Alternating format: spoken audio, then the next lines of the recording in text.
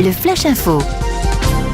Et on démarre aux assises de la Manche. Un homme de 69 ans est jugé depuis mercredi dans la dernière affaire de la session de printemps.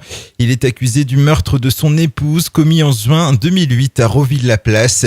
S'il reconnaît avoir tué sa femme par strangulation au cours d'un terrible affrontement, il affirme n'avoir pas eu l'intention de lui donner la mort. Le verdict sera rendu vendredi soir.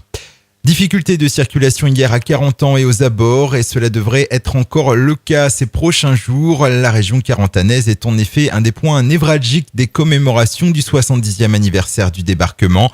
Ce mercredi, les automobilistes curieux et armés de jumelles étaient la tête en l'air, certainement pour observer les parachutages finalement annulés pour cause de fort vent. Une cérémonie en présence de la préfète était aussi organisée à 17h. Le collectif contre le racisme et les idées d'extrême droite de Cherbourg réagit aux résultats des dernières élections européennes et appelle à un rassemblement ce vendredi 6 juin. Le collectif assure que l'offre politique du FN repose sur la fermeture des frontières, le repli de soi et l'exclusion d'une partie de la population sous le vocable de la priorité nationale. Fin de citation. Le rendez-vous est fixé demain à 18h devant la mairie de Cherbourg.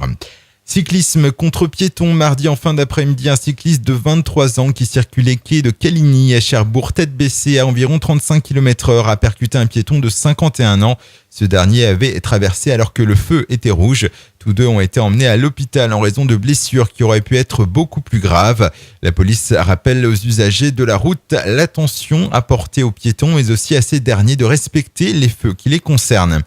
Et puis 14 ans que ça dure et on ne s'en lasse pas. Ce week-end débute une nouvelle édition du festival Les Papillons de Nuit à Saint-Laurent-de-Cuve, un festival devenu incontournable dans le paysage musical du département.